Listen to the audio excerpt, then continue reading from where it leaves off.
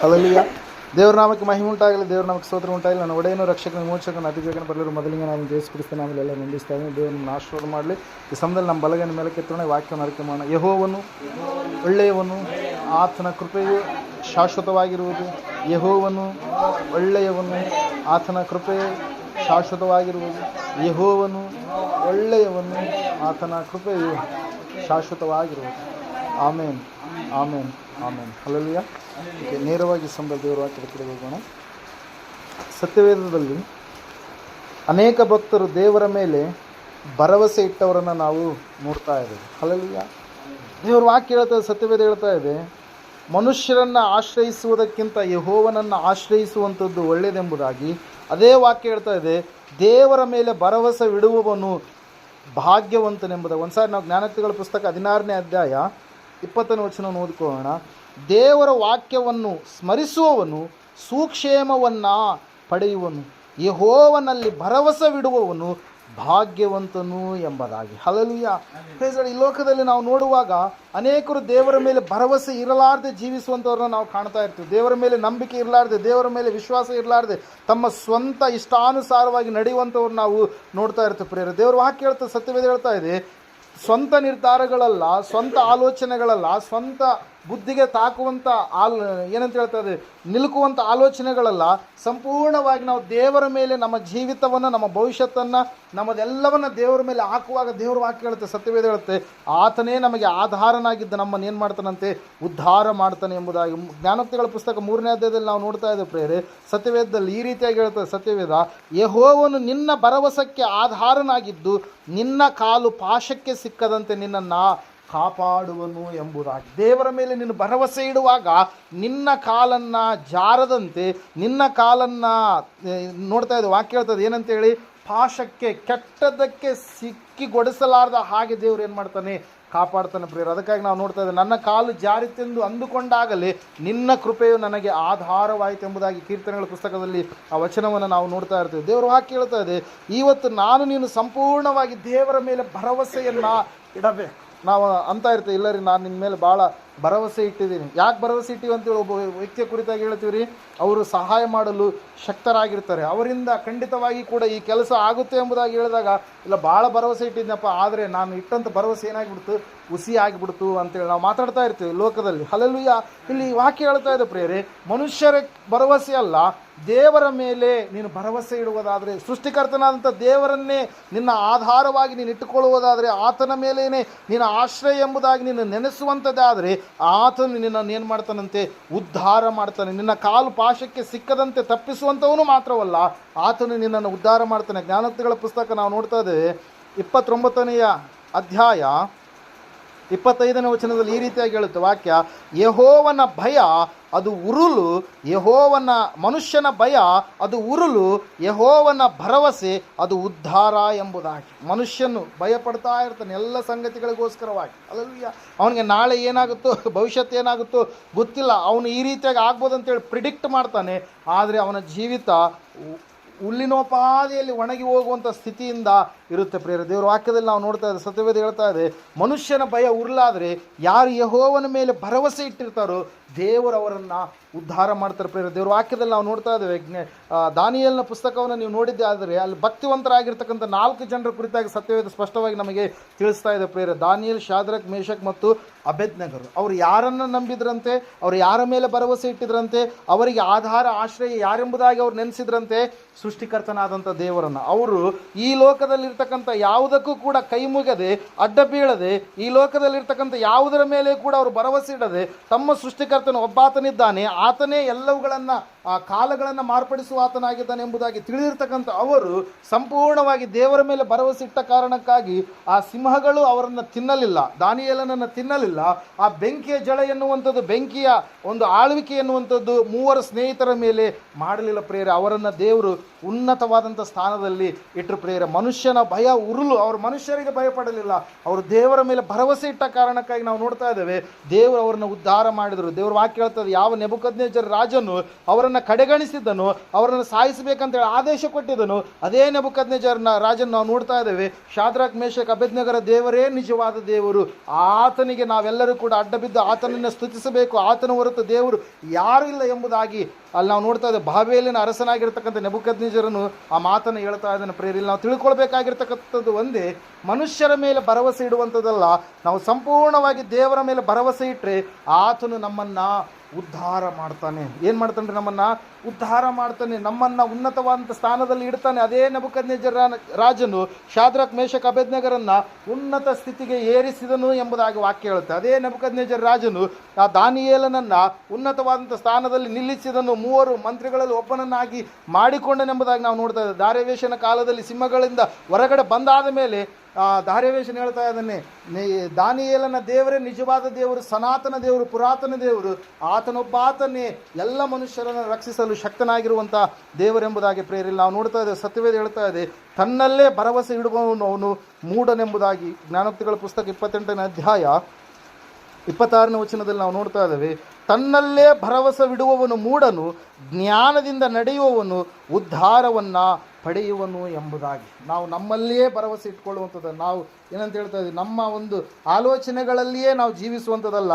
ಸ್ವಬುದ್ಧಿಯನ್ನು ಆಧಾರ ಮಾಡಿಕೊಳ್ಳದೆ ಪೂರ್ಣ ಮನಸ್ಸಿನಿಂದ ನೀನು ಯೆಹೋವನ ಮೇಲೆ ಭರವಸೆ ಇಟ್ಟರೆ ಆತನು ನಿನ್ನನ್ನು ಏನು ಮಾಡ್ತಾನಂತೆ? ಉದ್ಧಾರ ಮಾಡ್ತಾನೆ, ಕಾಪಾಡ್ತಾನೆ ಎಂಬುದಾಗಿ ಪ್ರೇರಿತ. ಸತ್ಯವೇದದಲ್ಲಿ ಒಬ್ಬ ಅರಸನ ಕುರಿತಾಗಿ ನಾವು ನೋಡ್ತಾ ಇದ್ದೇವೆ. ಸತ್ಯವೇದ ಈ ರೀತಿಯಾಗಿ ಹೇಳುತ್ತೆ. ಒಂದು ಸಾರಿ ಓದಿಕೊಳ್ಳೋಣ. ಪೂರ್ವಕಾಲ ವೃತ್ತಾಂತ 2ನೇ ಪೂರ್ವಕಾಲ ವೃತ್ತಾಂತ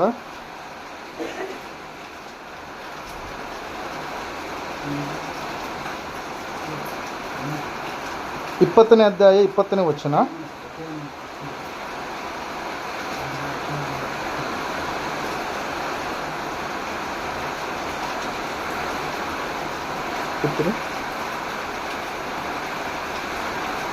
ಹೋದ್ರಿ 2ನೇ ಪೂರ್ವಕಾಲ ವೃತ್ತಾಂತ 20ನೇ ಅಧ್ಯಾಯ 20ನೇ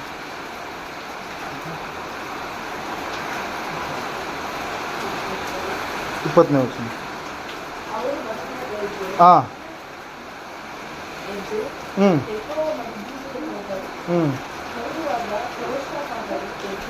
ಯೆಹೋಷಾಫಾಟನು ಎದ್ದು ನಿಂತು, ಯೆಹೂದ್ಯರೇ, ಯೆರೂಸಲೇಮಿನವರೇ, ನನ್ನ ಮಾತನ್ನು ಕೇಳಿರಿ. ಹಲ್ಲೆಲೂಯಾ. ಯಾರಲ್ಲಂದ್ರಿ? ಯೆಹೋವನಲ್ಲಿ ಭರವಸೆ ಬಿಡ್ರಿ. ಸರ್ವೇಶ್ವರನಾದಂಥ, ಸರ್ವಶಕ್ತನಾದಂಥ ದೇವರಲ್ಲಿ ಭರವಸೆ ಬಿಡಿರಿ. ಹಲ್ಲೆಲೂಯಾ.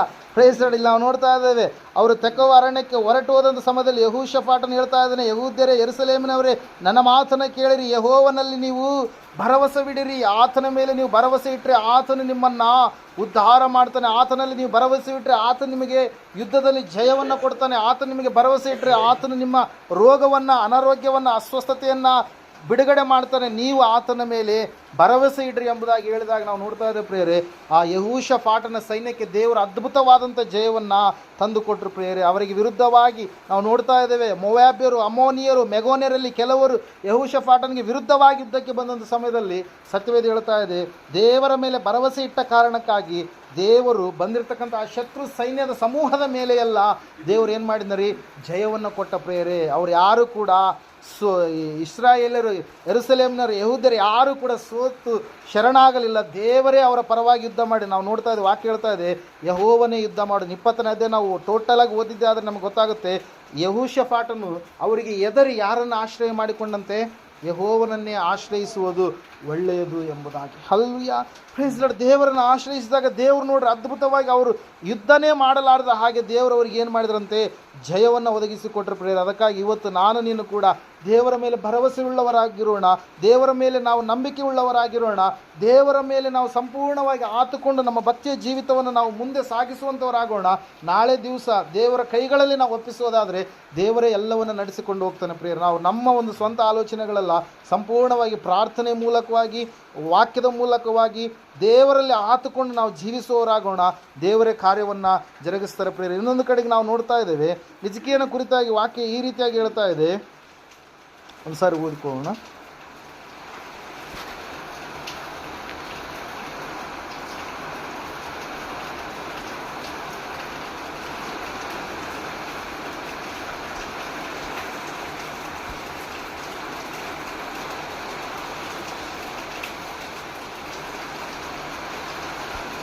ಎರಡನೇ ಅರಸುಗಳ ಪುಸ್ತಕ 18ನೇ ಅಧ್ಯಾಯ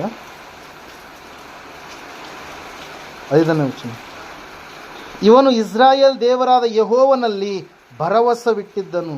ಯಹೂದ್ಯರಲ್ಲಿ ಇವನಿಗೆ ಸಮಾನನಾದ ಅರಸನು ಮುಂಚೆಯೂ ತರುವಾಯವೂ ಇರಲಿಲ್ಲ. ಇದಲ್ಲದೆ ಇವನು ಯೆಹೋವನನ್ನೇ ಹೊಂದಿಕೊಂಡು ಆತನನ್ನು ಬಿಡದೆ ಹಿಂಬಾಲಿಸಿ ಆತನು ಮೋಶೆಯ ಮುಖಾಂತರವಾಗಿ ಅನುಗ್ರಹಿಸಿದ ಆಜ್ಞೆಯನ್ನು ಕೈಕೊಂಡನು. ಯೆಹೋವನು ಇವನ ಸಂಗಡ ಇದ್ದದರಿಂದ ಎಲ್ಲಿಗೆ ಹೋದರೂ ಕೃತಾರ್ಥನಾಗಿ ಬರುತ್ತಿದ್ದನು. ಇವನು ಅಶ್ಶೂರ್ಯದ ಅರಸನಿಗೆ ವಿರೋಧವಾಗಿ ತಿರುಗಿ ಬಿದ್ದು ಸ್ವತಂತ್ರನಾದನು ಎಂಬುದಾಗಿ. ಗಾಜಾ ಪ್ರಾಂತದವರೆಗೆ ವಾಸವಾಗಿದ್ದ ಫಿಲಿಸ್ಟಿಯರನ್ನು ಸೋಲಿಸಿ ಕಾವಲುಗಾರರ ಬುರುಜಿರುವ ಚಿಕ್ಕ ಹಳ್ಳಿ ಮೊದಲುಗೊಂಡು ಕೋಟೆ ಕೊತ್ತಲುಗಳುಳ್ಳ ಮಹಾನಗರಗಳವರೆಗೂ ಎಲ್ಲ ಊರುಗಳನ್ನು ಹಾಳು ಮಾಡಿದನು ಎಂಬುದಾಗಿ. ಹಲ್ಲೆಲೂಯಾ. ನಾವು ನೋಡ್ತಾ ಇದ್ದೇವೆ ಅರಸನಾಗಿರ್ತಕ್ಕಂಥ ಹಿಜ್ಕೀಯನ ಕುರಿತಾಗಿ ಸತ್ಯವೇದ ಹೇಳ್ತಾ ಇದೆ. ಏನಂತ ಹೇಳಂತಂದರೆ ಇವನು ಏನಂತೆ ಹೇಳ್ತಾ ಇದ್ದೀರಿ, ಸಂಪೂರ್ಣವಾಗಿ ಯೆಹೋವನನ್ನೇ ಹೊಂದಿಕೊಂಡು ಯೆಹೋವನಲ್ಲಿ ಭರವಸೆ ಇಟ್ಟು ಇದ್ದ ಕಾರಣಕ್ಕಾಗಿ ಶತ್ರುವಿನ ಸೈನ್ಯದ ಮೇಲೆ ದೇವರು ಈತನಿಗೆ ಜಯವನ್ನು ಕೊಟ್ಟರು. ಎಲ್ಲಿ ಹೋದರೂ ಕೂಡ ಕೃತಾರ್ಥನಾಗಿ ಬರ್ತಾ ಇದ್ದೆಂಬುದಾಗಿ ಹೇಳ್ತಾ ಇದೆ. Hallelujah, praise Lord. ಇಟ್ಟ ಹೆಜ್ಜೆ ಎಲ್ಲ ಕೂಡ ಆಶೀರ್ವಾದಕರವಾಗಿ ಇರ್ತಾ ಇತ್ತು ಎಂಬುದಾಗಿ ಇಲ್ಲಿ ವಾಕ್ಯದಲ್ಲಿ ನಾವು ನೋಡ್ತಾ ಇದ್ದೇವೆ. ಕೃತಾರ್ಥತೆ ಎನ್ನುವಂಥದ್ದನ್ನು ಆ ವ್ಯಕ್ತಿ ಹೊಂದಿಕೊಂಡಿದ್ದಾನೆ ಪ್ರಿಯರೇ. ಯಾವ ರೀತಿಯಾಗಿ ಅಂದರೆ ಹಳೆ ಒಡಂಬಡಿಕೆಯಲ್ಲಿ ನಾವು ನೋಡುವಾಗ ಯೋಸೇಫನ ಸಂಗಡ ಯೆಹೋವನು ಇದ್ದದರಿಂದ ಅವನು ಸೆರೆಮನೆಯಲ್ಲಿದ್ದಾಗಲೂ ಕೂಡ ಅವನಿಗೆ ಆಶೀರ್ವಾದ, 44ನ ಮನೆಯಲ್ಲಿದ್ದಾಗಲೂ ಕೂಡ 44ನ ಮನೆಗೆಲ್ಲ ಆಶೀರ್ವಾದ, ಫರೋಹನ ಒಂದು ಅರಮನೆಗೆ ಬಂದಾಗಲೂ ಕೂಡ ಫರೋಹನ ಅರಮನೆಯಲ್ಲಿ ಕೂಡ ಆಶೀರ್ವಾದ ಪ್ರಿಯರೇ. ಹಲ್ಲೆಲೂಯಾ. ಕಾರಣ ಏನು ಹೇಳಿ ನೋಡೋಣ. ದೇವರ ಸಂಗಡ ಯೋಸೇಫನ ಸಂಗಡ ದೇವರಿದ್ದಾರೆ. ದೇವರ ಸಂಗಡ ಇರುವ ಭಯಭಕ್ತಿಯ ಜೀವಿತವನ್ನು ಯೋಸೇಫನು ಕೂಡ ಮಾಡ್ತಾ ಇದ್ದಾನೆ ಪ್ರಿಯರು. ಅದಕ್ಕಾಗಿ ನಾವು ನೋಡ್ತಾ ಇದ್ದೇವೆ, ಸತ್ಯವೇದ ಹೇಳ್ತಾ ಇದೆ 39ನೇ 2-3 ವಚನಗಳು ಆದಿಕಾಂಡ ಪುಸ್ತಕ ನಾವು ನೋಡುವಾಗ, ಯೆಹೋವನು ಯೋಸೇಫನ ಸಂಗಡ ಇದ್ದದರಿಂದ ಅವನು ಏಳಿಗೆಯಾಗಿ ಐಗುಪ್ತನಾದ ತನ್ನ ದಣಿಯ ಮನೆಯೊಳಗೆ ಸೇವಕನಾದನು. ಯೆಹೋವನು ಯೋಸೇಫನ ಸಂಗಡವಿದ್ದು ಅವನು ಮಾಡುವ ಕೆಲಸವನ್ನೆಲ್ಲ ಸಫಲವಾಗುವಂತೆ ಮಾಡುತ್ತಾನೆಂದು ಅವನ ದಣಿಯು ತಿಳಿದು. ಏನಂತ ಮಾಡಿದಂತೆ ಮುಂದೆ ನಾವು ನೋಡ್ತಾ ಇದ್ದೇವೆ, ವಾಕ್ಯ ಹೇಳ್ತಾ ಇದೆ, ಸ್ವಂತ ಸೇವಕನನ್ನಾಗಿ ಮಾಡಿಕೊಂಡ ಪ್ರಿಯರೇ. ಯಾರ್ರೀ? ಗುಲಾಮನಾಗಿ ಮಾರಲ್ಪಟ್ಟಂಥ ಒಬ್ಬ ವ್ಯಕ್ತಿ 44ನ್ನು ಕೊಂಡುಕೊಳ್ತಾನೆ. ಎಷ್ಟಕ್ಕೆ? 20 ಬೆಳ್ಳಿಯ ನಾಣ್ಯಗಳಿಗೆ. ನಾವು ನೋಡ್ತಾ ಇದ್ದೇವೆ, ಮಿದ್ಯಾನರಿಗೆ ಮಾರಲ್ಪಟ್ಟಂಥ ವ್ಯಕ್ತಿಯನ್ನು 44ನ್ನು ಕೊಂಡುಕೊಂಡಂಥ ಸಮಯದಲ್ಲಿ ಗುಲಾಮನಾಗಿರ್ತಕ್ಕಂಥ ವ್ಯಕ್ತಿ ಸೇವಕನಾಗಿರ್ತಕ್ಕಂಥ ವ್ಯಕ್ತಿ ಆ ಮನೆಗೆ ಸ್ವಂತ ಸೇವಕನಾದ. ಕಾರಣ ಒಂದೇ ಪ್ರಿಯರೇ, ಅವರು ದೇವರ ಮೇಲೆ ಭರವಸೆ ಇಟ್ಟಿದ್ರು, ನಂಬಿಕೆ ಇಟ್ಟಿದ್ರು. ದೇವರು ಅವರೆಲ್ಲ ಕಾರ್ಯಗಳ ವಿಷಯದಲ್ಲಿ ಸಹಾಯ ಜಯವನ್ನು ದಯಪಾಲಿಸಿರು. ಇವತ್ತು ನಾನು ನೀನು ಕೂಡ ದೇವರ ಮೇಲೆ ನಂಬಿಕೆ ಭರವಸೆಯನ್ನು ಇಡುವಾಗ ದೇವರು ನನ್ನ ನಿನ್ನ ಜೀವಿತದಲ್ಲಿ ಕೂಡ ಅದೇ ಕಾರ್ಯವನ್ನು ಜರುಗಿಸ್ತಾರೆ ಪ್ರಿಯರೇ. ಇನ್ನೊಂದು ಕಡೆಗೆ ನಾವು ನೋಡ್ತಾ ಇದ್ದೇವೆ, ಸತ್ಯವೇದ ಹೇಳ್ತಾ ಇದೆ, ಯೆರೆಮೀಯನ ಪ್ರವಾದನೆ ಗ್ರಂಥದ ಕಡೆಗೆ ಬರೋಣ. ಈ ಸಮಯದಲ್ಲಿ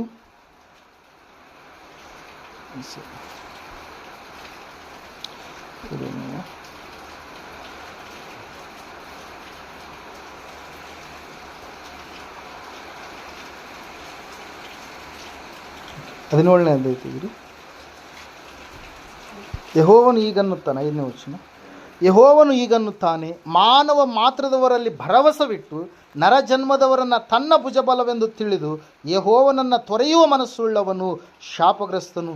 ಇವನು ಅಡವಿಯಲ್ಲಿನ ಜಾಲಿಗೆ ಸಮಾನನು. ಶುಭ ಸಂಭವಿಸಿದರೂ ಅದನ್ನು ಕಾಣನು. ಯಾರು ವಾಸಿಸದ ಚೌಳು ನೆಲವಾಗಿರುವ ಅರಣ್ಯದ ಬೆಗ್ಗಾಡಿನಲ್ಲಿ ವಾಸಿಸುವ ಸ್ಥಿತಿಯೇ ಅವನದು.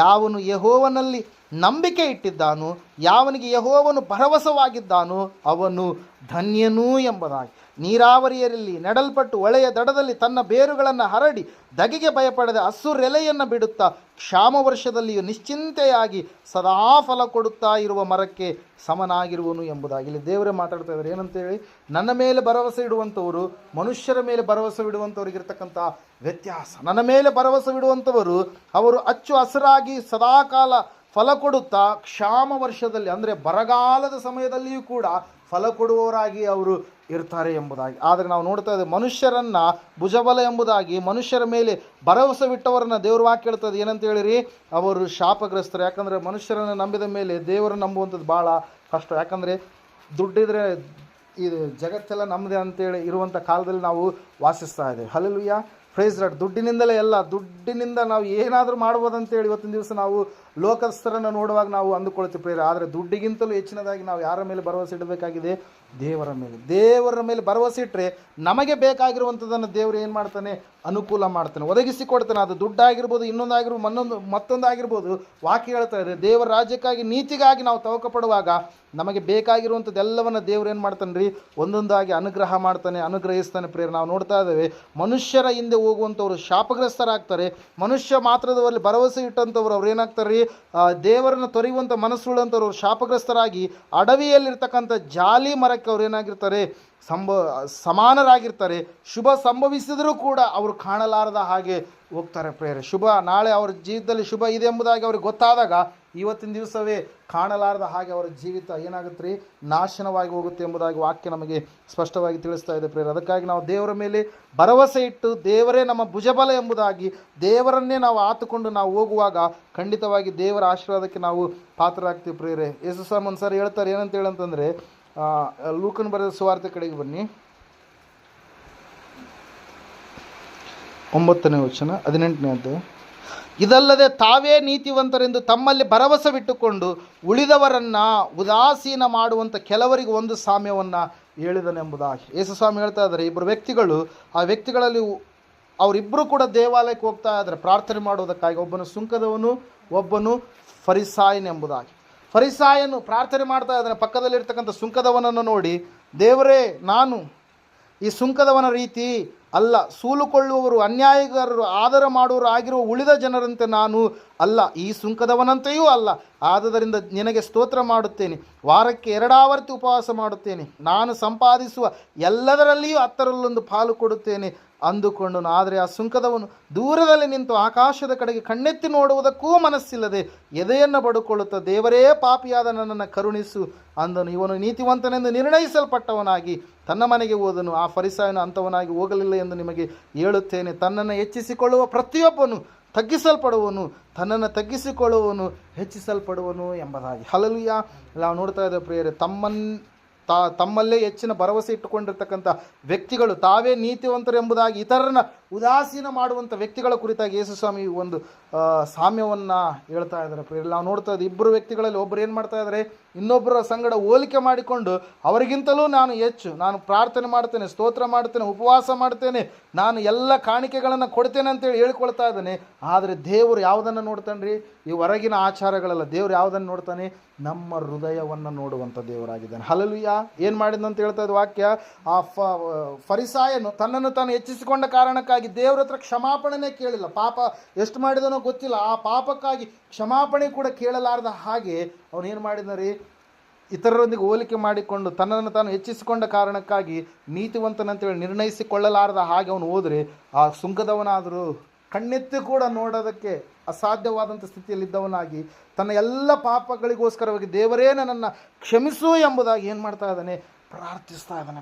ತನ್ನನ್ನು ತಾನು ದೇವರ ಮುಂದೆ ತಗ್ಗಿಸಿಕೊಳ್ತಾ ಇದ್ದಾನೆ ಸಂಪೂರ್ಣವಾಗಿ. ದೇವರೇ, ನನ್ನ ಭರವಸೆ ನೀನು, ನನ್ನ ಆಧಾರ ನೀನಪ್ಪ, ನಾನು ಮಾಡಿರುವಂಥದ್ದು ನಿನ್ನ ಕಣ್ಣಿಗೆ ಎಲ್ಲವೂ ಕೂಡ ಗೊತ್ತು ಎಂಬುದಾಗಿ ಆತನು ತಗ್ಗಿಸಿಕೊಂಡ ಕಾರಣಕ್ಕಾಗಿ ವಾಕ್ಯದಲ್ಲಿ ನಾವು ನೋಡ್ತಾ ಇದ್ದೇವೆ, ಫರಿಸಾಯನನ್ನು ದೇವರು ಏನು ಮಾಡಲಿಲ್ಲ, ಮೆಚ್ಚಲಿಲ್ಲ. ಯಾರನ್ನು ಮೆಚ್ಚಿದ್ರಂತೆ, ಸುಂಕದವನನ್ನು ನೀತಿವಂತನೆಂಬುದಾಗಿ ಮೆಚ್ಚಿದ್ರು ಪ್ರಿಯರೇ. ಸುಂಕ ಅಂದ್ರೆ ಏನು ರೀ, ನಾವು ಈಗ ಅಣ್ಣವ್ರ ಕೆಲಸ ನೀವು ಮಾಡ್ತೀರಲ್ಲ, ಅದೇ ಕೆಲಸ. Hallelujah, praise the Lord. ಏನು ರೀ, ಟ್ಯಾಕ್ಸನ್ನು ಎತ್ತುವಂಥದ್ದು, ಟ್ಯಾಕ್ಸ್ ಕಲೆಕ್ಷನ್, ವಸೂಲಿ ಮಾಡುವಂಥ ಒಂದು ಕೆಲಸ ಪ್ರಿಯರೇ. Hallelujah, praise the Lord. ವಾಕ್ಯ ಹೇಳ್ತದೆ, ಸತ್ಯವೇದ ಹೇಳ್ತಾ ಇದೆ ಪ್ರಿಯರೇ, ಆ ಸುಂಕದ ವ್ಯಕ್ತಿ ಏನು ಮಾಡಿದಂತಾತ ಸಂಪೂರ್ಣವಾಗಿ ದೇವರಲ್ಲಿ ನೀತಿವಂತನಾಗಿ ನಿರ್ಣಯಿಸಲ್ಪಟ್ಟವನಾಗಿ ಏನು ಮಾಡಿದ್ದಾರೆ, ಮೊನ್ನೆಗೆ ತೆರಳಿದ ಪ್ರಿಯರೇ. ಅದಕ್ಕಾಗಿ ನಾವು ದೇವರ ಮೇಲೆ ಭರವಸೆ ಇಡೋಣ, ದೇವರ ಮೇಲೆ ನಂಬಿಕೆ ಇಡೋಣ. ದೇವರು ನಮ್ಮನ್ನು ಎಂದಿಗೂ ಕೂಡ ಕೈ ಬಿಡೋದಿಲ್ಲ. ನಾಳೆ ಏನಾಗಿದೆ ಅದು ದೇವರಿಗೆ ಗೊತ್ತು. ಆ ದೇವರಲ್ಲಿಯೇ ನಾವು ಇರುವುದಾದರೆ ದೇವರು ನಮ್ಮನ್ನು ಏನು ಮಾಡ್ತಾನೆ, ಸ್ಥಿರವಾಗಿ ನಿಲ್ಲಿಸ್ತಾನೆ. ದೇವರ ಮೇಲೆ ಭರವಸೆ ಇಟ್ಟಂಥವರಿಗೆ ಅವರ ಕಾಲು ಕೆಡುಕಾದಂಥ ಮಾರ್ಗದಲ್ಲಿ, ಕೆಟ್ಟ ಮಾರ್ಗದಲ್ಲಿ, ನಾಶನದ ಮಾರ್ಗದಲ್ಲಿ ನಡೆಯಲಾರ್ದ ಹಾಗೆ ದೇವರು ಕಾಪಾಡ್ತಾನೆ. ದೇವರ ಮೇಲೆ ನಾವು ಭರವಸೆ ಇಡುವಂಥ ಸಮಯದಲ್ಲಿ ದೇವರು ನಮ್ಮನ್ನು ಉದ್ಧಾರ ಮಾಡ್ತಾನೆ. ದೇವರ ಮೇಲೆ ಭರವಸೆ ಇಡುವಂಥ ಸಮಯದಲ್ಲಿ ದೇವರು ಎಲ್ಲ ಜನರ ಮಧ್ಯದಲ್ಲಿ ಕೂಡ ನಮ್ಮನ್ನು ಸಾಕ್ಷಿಯಾಗಿ ದೇವರು ನಿಲ್ಲಿಸ್ತಾನೆ. ದೇವರ ಮೇಲೆ ನಂಬಿಕೆ ಇಡುವಂಥ ಸಮಯದಲ್ಲಿ, ಭರವಸೆ ಇಡುವಂಥ ಸಮಯದಲ್ಲಿ ದೇವರು ನಮ್ಮನ್ನು ನೀತಿವಂತರಾಗಿ ನಿರ್ಣಯಿಸ್ತಾನೆ ಪ್ರಿಯರೇ. ದೇವರ ಮೇಲೆ ಭರವಸೆ ಇಟ್ಟಂಥ ಸಮಯದಲ್ಲಿ ಬರುವಂಥ ಎಲ್ಲ ಸಮಸ್ಯೆಗಳು ಏನೇ ಇರಲಿ, ಆ ಯುದ್ಧಗಳ ಮೇಲೆ ದೇವರು ನಮಗೆ ಜಯವನ್ನು ಕೊಡ್ತಾನೆ ಪ್ರಿಯರೇ. ಈ ಸಮಯದಲ್ಲಿ ನಾವು ಪ್ರಾರ್ಥನೆ ಮಾಡಿಕೊಳ್ಳೋಣ, ನಾವೆಲ್ಲರೂ ನಿಂತ್ಕೊಳ್ಳೋಣ. ದೇವರ ವಾಕ್ಯ ಹೇಳ್ತಾ ಇದೆ, ದೇವರ ಮೇಲೆ ನಾವು ಭರವಸೆ ಉಳ್ಳವರಾಗಿ ಜೀವಿಸೋಣ. ಮನುಷ್ಯ ಮಾತ್ರದವರ ಮೇಲೆ ಭರವಸೆ ಅಲ್ಲ, ದೇವರ ಮೇಲೆ ಭರವಸೆ ಇಟ್ಟಂಥವ್ರು ಭಾಗ್ಯವಂತರು, ಧನ್ಯವಂತರು ಎಂಬುದಾಗಿ ವಾಕ್ಯ ಹೇಳ್ತಾ ಇದೆ ಪ್ರಿಯರೇ. ಈ ಸಮಯದಲ್ಲಿ ದೇವರೇ, ಇಷ್ಟು ದಿವಸ ಒಂದು ವೇಳೆ ನಾನು ತಿಳಿಯಲಾರದು, ಒಂದು ವೇಳೆ ಸ್ವಾಮಿ ನಿನ್ನನ್ನು ಅಸಡ್ಡೆ ಮಾಡಿದರೆ, ನಿನ್ನ ವಾಕ್ಯವನ್ನು ಸ್ಮರಿಸಲಾರದೆ, ಧ್ಯಾನಿಸಲಾರದೆ ನಿನ್ನನ್ನು ಅಸಡ್ಡೆ ಮಾಡಿದರೆ ನನ್ನನ್ನು ಕ್ಷಮಿಸಪ್ಪ. ನನ್ನ ಭುಜಬಲ ನೀನೇ ಎಂಬುದಾಗಿ ದೇವರ ಮೇಲೆ ನಾವು ಸಂಪೂರ್ಣವಾಗಿ ನಮ್ಮ ಜೀವಿತವನ್ನು ಒಪ್ಪಿಸಿಕೊಳ್ಳೋಣ. ದಾವೀದನು ರಾಜನಾಗಿದ್ದಾಗಲೂ ಕೂಡ ಯೆಹೋವನೇ ನನ್ನ ಭರವಸೆ, ನನ್ನ ಉದ್ಧಾರಕನು ಆತನು ಎಂಬುದಾಗಿ ದೇವರನ್ನ ಆಡಿ ಹೊಗಳಿ ಕೊಂಡಾಡಿದ ಪ್ರಿಯರೇ, ಸಹೋದರ ಸಹೋದರಿ, ಈ ಸಮಯದಲ್ಲಿ ನಮ್ಮ ಹಣ ಅಲ್ಲ, ನಮ್ಮ ಗುಣ ಅಲ್ಲ, ನಮಗಿರುವಂಥ ಅಂತಸ್ತು ಅಲ್ಲ, ನಮಗಿರ್ತಕ್ಕಂಥ ಸ್ಟೇಟಸ್ ಅಲ್ಲ, ಸ್ಥಿತಿಗತಿಗಳಲ್ಲ, ಸಂಪೂರ್ಣವಾಗಿ ನಾವು ದೇವರ ಮೇಲೆ ಭರವಸೆ ಉಳ್ಳವರಾಗಿ ಜೀವಿಸುವಾಗ ದೇವರು ಖಂಡಿತವಾಗಿ ನಮ್ಮನ್ನು ಉನ್ನತವಾದಂಥ ಸ್ಥಾನದಲ್ಲಿ ನಿಲ್ಲಿಸ್ತಾನೆ. ಸಂಪೂರ್ಣವಾಗಿ ನಮ್ಮ ಜೀವಿತವೆಲ್ಲವನ್ನು ನಾವು ದೇವರಿಗೆ ಒಪ್ಪಿಸಿಕೊಳ್ಳೋಣ. ಯಾವ ವಿಷಯದಲ್ಲಿ ಪಾಪಗಳಿದೆಯೋ ಅದನ್ನು ನಾವು ಒಪ್ಪಿಕೊಂಡು ಸಂಪೂರ್ಣವಾಗಿ ಬಿಟ್ಟು ಬಿಡೋಣ. ದೇವರು ವಾಕ್ಯ ಹೇಳ್ತದೆ, ನಂಬಿಕೆಯು 11ನೇ ಅಧ್ಯಾಯದಲ್ಲಿ ಇಬ್ರಿಯರಿಗೆ ಬರೆದ ಪತ್ರಿಕೆಯಲ್ಲಿ ನಾವು ನಿರೀಕ್ಷಿಸುವವುಗಳ ವಿಷಯವಾಗಿ ಭರವಸೆದಿಂದ ಇರುವುದು, ಕಣ್ಣಿಗೆ ಕಾಣದಿರುವ ಸಂಗತಿಗಳನ್ನು ನಿಜವೆಂದು ತಿಳಿದುಕೊಳ್ಳುವುದು ಆಗಿದೆ ಎಂಬುದಾಗಿ ಈ ಸಮಯದಲ್ಲಿ ಖಂಡಿತವಾಗಿ ದೇವರು ನಾವು ಯಾವುದನ್ನು ಅಂದುಕೊಂಡಿದ್ದೀವೋ ಅದನ್ನು ಅನುಗ್ರಹಿಸ್ತಾನೆ ಎಂಬುದಾಗಿ ಭರವಸೆಯಿಂದ ನಾವು ಇರೋಣ. ಕಣ್ಣಿಗೆ ಇವತ್ತಿನ ದಿವಸ ಅದು ನಮಗೆ ಕಾಣ್ತಾ ಇಲ್ಲ, ಆದರೆ ದೇವರು ಕೊಡ್ತಾನೆ ಎಂಬುದಾಗಿ ಸಂಪೂರ್ಣವಾಗಿ ನಾವು ನಂಬುವವರಾಗೋಣ. ಖಂಡಿತವಾಗಿ ಸಾರ್ಥಕತೆಯ ಜೀವಿತವನ್ನು ದೇವರು ನನಗೂ ನಮ್ಮೆಲ್ಲರಿಗೂ ಕೂಡ ಅನುಗ್ರಹ ಮಾಡ್ತಾನೆ. ಪ್ರಾರ್ಥನೆ ಮಾಡಿಕೊಳ್ಳೋಣ. ಮಹೋನ್ನತನ ಮಹಾಪರಿಶುದ್ಧನಾದ ಮಹಾದೇವರು ನಿಮಗೆ ಸ್ತೋತ್ರಗಳಪ್ಪ. ಹೌದು ಸ್ವಾಮಿ ಕರ್ತನೆ, ವಾಕ್ಯದ ಮೂಲಕವಾಗಿ ನಮ್ಮ ಸಂಗಡ ಮಾತಾಡಿದ್ದೀವಿ, ಸ್ತೋತ್ರ. ಭರವಸೆ ಪಡುವವರು ಆತುರ ಪಡುವುದಿಲ್ಲ ಎಂಬುದಾಗಿ ನಿನ್ನ ವಾಕ್ಯ ಹೇಳ್ತದೆಯಪ್ಪ. ಭರವಸೆ ಇಟ್ಟಂಥವ್ರನ್ನ ಉದ್ಧಾರ ಮಾಡ್ತೀನಿ ಎಂಬುದಾಗಿ ನೀನು ಹೇಳಿದೆಯಪ್ಪ. ಸ್ವಬುದ್ಧಿಯನ್ನೇ ಆಧಾರ ಮಾಡಿಕೊಳ್ಳದೆ ಯೆಹೋವನ ಮೇಲೆ ಭರವಸೆ ಇಡುವವನು ಎಲ್ಲ ಕಾರ್ಯಗಳು ಸಫಲವಾಗುವ ಎಂಬುದಾಗಿ ನಿನ್ನ ವಾಕ್ಯದಲ್ಲಿ ನೀವು ಬರೆಸಿದ್ಯಪ್ಪ. ಸ್ತೋತ್ರ ಸ್ವಾಮಿ. ಹೌದು ಕರ್ತನೆ, ಯಾವ ರೀತಿಯಾಗಿ ಯೆಹೋಷಾಫಾಟನ ಸೈನ್ಯಕ್ಕೆ ಜಯ ಸಿಕ್ತು, ಯಾವ ರೀತಿಯಾಗಿ ಹಿಜ್ಕೀಯನು ಓದಲ್ಲೆಲ್ಲ ಸಾರ್ಥಕನಾಗಿ ಕೃತಾರ್ಥನಾಗಿ ಬರ್ತಾ ಇದ್ನು, ಯಾವ ರೀತಿಯಾಗಿ ಶಾದ್ರಕ್, ಮೇಷಕ್, ಅಬೇದ್ನೆಗೋ, ದಾನಿಯೇಲರ ಜೀವಿತದಲ್ಲಿ ಉನ್ನತವಾದಂಥ ಸ್ಥಾನವನ್ನು ನೀನು ಒದಗಿಸಿಕೊಟ್ಟು, ನಿನ್ನ ಮೇಲೆ ಭರವಸೆ ಇಟ್ಟಂಥ ಯೋಸೇಫನು ಓದಲ್ಲೆಲ್ಲ ಸ್ವಾಮಿ ಅಭಿವೃದ್ಧಿಯನ್ನು ಅನುಗ್ರಹಿಸಿದ್ದು, ಅದೇ ರೀತಿಯಾಗಿ ಸ್ವಾಮಿ ನಮ್ಮ ಜೀವಿತವನ್ನು ಕೂಡ ನಾವು ನಿನಗೆ ಒಪ್ಪಿಸಿಕೊಡ್ತಾ ಇದ್ದೇವಪ್ಪ. ನಿನಗೆ ಅಂಕಿತ ಮಾಡ್ತಾ ಇದ್ದೇವೆ ಸ್ವಾಮಿ. ನಮ್ಮ ಜೀವಿತವನ್ನು ಸ್ವಾಮಿ ನಿನ್ನ ಆಶೀರ್ವಾದ ಮಾಡಿ ನಡೆಸಪ್ಪ. ನಾವು ಕಾಲಿಡುವ ಎಲ್ಲ ಜಾಗದಲ್ಲಿ ಸ್ವಾಮಿ ಶುಭವನ್ನು ದಯಪಾಲಿಸು, ಸಮಾಧಾನವನ್ನು ದಯಪಾಲಿಸು. ದೇವರ ಎಲ್ಲ ಕೊರತೆಗಳನ್ನು ನೀಗಿಸಪ್ಪ. ವಿಶೇಷವಾಗಿ ಸಹೋದರರ ಕುಟುಂಬವನ್ನು ಮತ್ತು ಕರ್ತನೆ ಮಕ್ಕಳನ್ನು ನಿನ್ನ ಕರಗಳಲ್ಲಿ ಒಪ್ಪಿಸಿಕೊಡ್ತಾ ಇದೆ. ಗಂಡು ಮಗು ಪುತ್ರ ಸಂತಾನದ ವಿಷಯದಲ್ಲಿ, ಸಂತಾನವಾಗಿದ್ದ ವಿಷಯದಲ್ಲಿ ಸ್ವಾಮಿ ನಿನ್ನ ಅದ್ಭುತವಾದಂಥ ಕಾರ್ಯ ಜರುಗಿಸಪ್ಪ. ಹೇಳಿಕೊಳ್ಳದ ಎಲ್ಲ ಸಮಸ್ಯೆಗಳನ್ನು ಯೇಸುವಿನ ನಾಮದಲ್ಲಿ ಸ್ವಾಮಿ ಕರ್ತನೆ ತೆಗೆದಾಕ್ತಾ ಇದೆ. ಸಮಾಧಾನ ಕುಟುಂಬವನ್ನು ಆವರಿಸುವಂತೆ ಸಹಾಯ ಮಾಡಿ. ಕುಟುಂಬದಲ್ಲಿರ್ತಕ್ಕಂಥ ಹಿರಿಯರನ್ನು, ಸಹೋದರ ಸಹೋದರಿಯರನ್ನು ಕರ್ತನೆ ಇವರೆಲ್ಲ ಮಕ್ಕಳನ್ನು ಆಶೀರ್ವದಿಸಿ ನಡೆಸಿ, ನಿನ್ನ ಚಿತ್ತ ನೆರವೇರಿಸಿ ನಡೆಸಿ. ಕೆಲಸದ ವಿಷಯದಲ್ಲಿ ಉನ್ನತವಾದಂಥ ಸ್ಥಾನವನ್ನು ದಯಪಾಲಿಸಿ. ಪ್ರಮೋಷನ್ಸ್ಗಳ ವಿಷಯದಲ್ಲಿ ಕೂಡ ಅದ್ಭುತವಾದಂಥ ಕಾರ್ಯ ಜರುಗಿಸಿ ನಡೆಸಿ ನಿನ್ನ ಚಿತ್ತ ನೆರವೇರಿಸ್ತಾ ಬರಬೇಕೆಂಬುದಾಗಿ, ಒಳ್ಳೆ ಆರೋಗ್ಯ, ಆನಂದ, ಸಂತೋಷ, ಸಮಾಧಾನ ಅನುಗ್ರಹಿಸ್ತಾ ಬರಬೇಕೆಂಬುದಾಗಿ